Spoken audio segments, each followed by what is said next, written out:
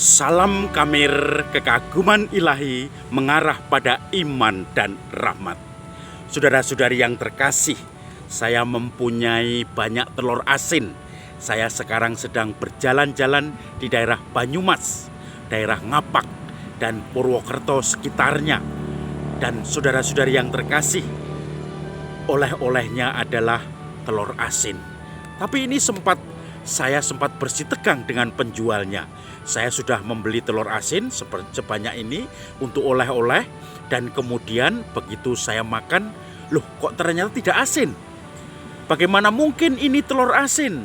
Namanya telur asin, kok tidak asin? Lalu penjualnya mengatakan, telur asin itu ada yang asin, ada yang tidak asin, ada yang asin sedikit. Masa sih? Iya, katanya seperti itu. Maka saya bingung. Telur asin itu kan harusnya rasanya asin. Disebut telur asin karena rasanya asin. Kepriwe ini?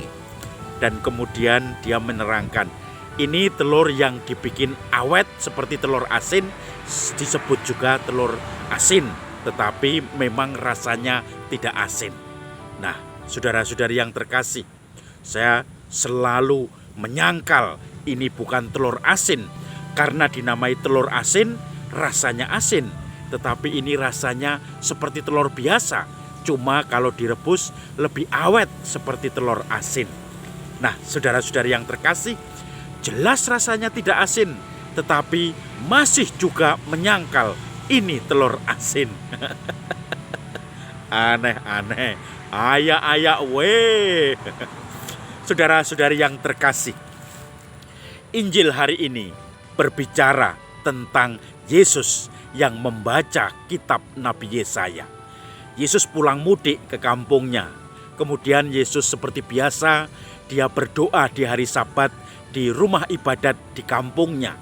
Kemudian ketika Yesus membaca kitab sucinya orang Yahudi, pada waktu itu dibuka dan terpilih kitab Nabi Yesaya yang mengatakan, Roh Tuhan ada padaku, oleh sebab aku telah mengurapi engkau untuk membawa pembebasan bagi orang-orang miskin, keluaran bagi para tahanan, untuk membawa penglihatan bagi orang-orang buta, dan juga harapan tahun rahmat Tuhan. Maka ketika ditutup kitab itu, kemudian Yesus mulai duduk dan mengajar. Yesus mengatakan, sekarang sudah tergenapi nas kitab suci Nabi Yesaya itu, yaitu ketika engkau mendengarnya. Orang banyak, orang Yahudi, orang Farisi pada waktu itu kagum melihat Yesus, melihat bagaimana Yesus membaca kitab suci, melihat bagaimana Yesus mengulas. Tetapi ketika mengatakan, hari ini digenapi nas ini, nas Nabi Yesaya, karena Yesus yang diurapi itu. Tetapi orang-orang di kampungnya mulai bertanya-tanya, bukankah dia ini Yesus, anak Yosef, anak Maria? Yesus mengetahui hati mereka, maka Yesus mengatakan, tidak ada nabi yang diterima di asalnya sendiri, di kampungnya sendiri. Saudara-saudari yang terkasih, bahkan untuk mempermalukan orang-orang Yahudi dan orang Farisi, Yesus mengingatkan kisah dari kitab Nabi Yesaya dan Yeremia. Banyak orang Israel, janda-janda yang kelaparan ketika langit tertutup 3 tahun 6 bulan. Artinya waktu itu sedang ada pandemi, dan janda-janda di Israel tidak ada yang disembuhkan oleh Elia, kecuali seorang janda dari Sarfat di tanah Sidon.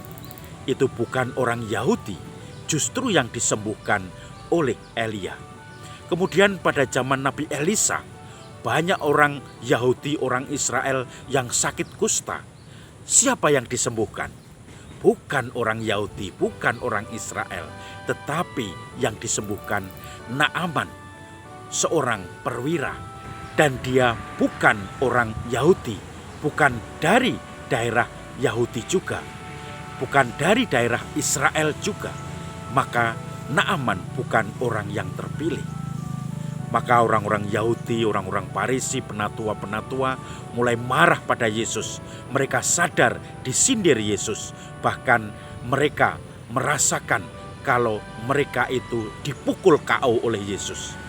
Maka mereka marah, membawa Yesus ke tebing jurang, mau melempar di tebing itu.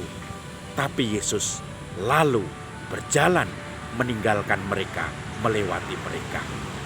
Saudara-saudari yang terkasih, sudah jelas mata mereka melihat, telinga mereka mendengar, hati mereka berbicara bahwa Yesus itu yang diurapi, Roh Allah ada padaku. Tetapi mereka tidak percaya. Sudah jelas telur itu bukan telur asin rasanya, masih dinamai telur asin.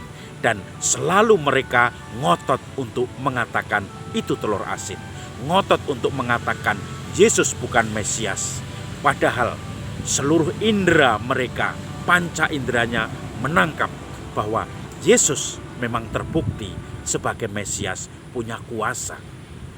Maka saudara-saudari yang terkasih, saya mempunyai pengalaman. Suatu saat ada seseorang yang kehilangan uang, dompet. Kemudian di komunitas itu ada orang yang biasanya mengambil uang atau mengambil barang apa saja seperti kleptomania. Tetapi kleptomania yang bukan penyakit, yang memang kebiasaan mencuri. Maka ketika dompet itu hilang, semua orang pasti menuduh dia. Semua berusaha untuk meyakinkan bahwa orang yang suka mencuri itu dialah yang mengambil dompet itu. Saudara-saudari yang terkasih, apa yang kemudian dilakukan? Ternyata di daerah itu, di satu ruangan itu ada CCTV. Kemudian dicek CCTV-nya, ternyata yang mengambil adalah orang asing, seorang tamu yang datang ke situ dan tidak bertemu. Kemudian dia mengambil dompet itu yang kebetulan tergeletak di meja.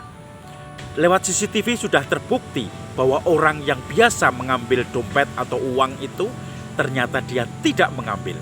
Tetapi orang yang sudah terlanjur menuduh dia yang mengambil, walaupun sudah ada bukti CCTV, orang-orang itu selalu mengatakan, iya, tapi dia yang biasa mengambil. Dulu yang waktu saya kehilangan dia yang ngambil. Dulu ketika ada tamu kita yang kehilangan, dia yang ngambil juga. Maka walaupun ada CCTV, tetapi orang-orang di sekitar itu masih ngotot membenarkan dirinya bahwa dia juga mempunyai karakter untuk mengambil. Tetap menuduh dan tidak dicabut lagi walaupun tuduhan itu salah. Maka saudara-saudari yang terkasih, mari kita belajar untuk membuka hati kita. Kita percaya kalau memang kebenaran itu diwahyukan oleh Tuhan. Tetapi kita juga tidak percaya kalau memang itu tidak terbukti.